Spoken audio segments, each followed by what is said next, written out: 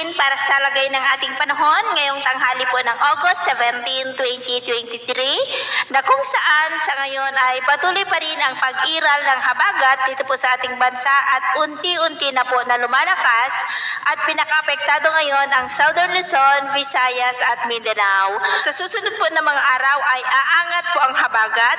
na magdudulot muli ng mas maulan na panahon dito po sa malaking bahagi ng ating bansa at mas malalakas na ulan naman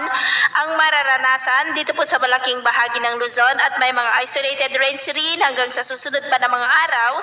dyan po sa may Visayas at Mindanao. Epekto po yan ng habagat at sa labas ng ating area of responsibility ay mayroon pong shallow LPA na nabuo. Tinawag po ito na Invest 96W. Mababa pa naman ang tsansa nito na maging bagyo, ngunit atin lamang pong babantayan ang development nito lalo na at nandyan lamang sa mababang silangan po ng ating bansa. At ito naman ay pinapakita ng forecast model na atin pong ginagamit hanggang sa susunod na 2 linggo. At sa lagay ng ating panahon, ngayong tanghali ay generally fair weather pa rin sa malaking bahagi ng ating bansa, pero dahil sa habagat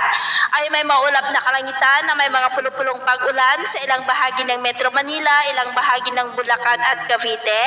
sa malaking bahagi ng Mindoro Provinces, Palawan, Romblon, Legazpi, Sorsogon, Masbate, ilang bahagi ng Panay Island, Northern Cebu, Bohol, Leyte, Samar Provinces, Sulu Archipelago, Misamis Occidental, Misamis Oriental, Surigao del Norte, Sarangani at ilang bahagi po ng Lanao Provinces. At sa susunod po na mga oras ay posible pa rin ang maulap na kalangitan na may mga pulupulong pag-ulan sa ilang bahagi ng Mimaropa, ilang bahagi ng Central Luzon, Ilocos Region, ilang bahagi lamang ng Cordillera, dyan po sa silangang bahagi ng Cagayan at Isabela, Legazpi, Panay Island,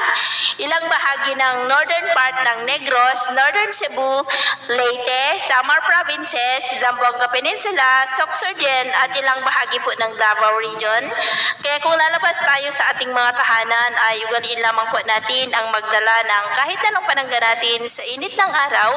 at proteksyon na rin po sa mga biglaang buhos ng ulan. At sa atin namang mga baybayin, wala naman po tayong nakataas na namang gale warning signals, pero iba yung pag-iingat lamang po kung papalaot tayo para mas makaiwas sa mga sakunang pangkaraniwan.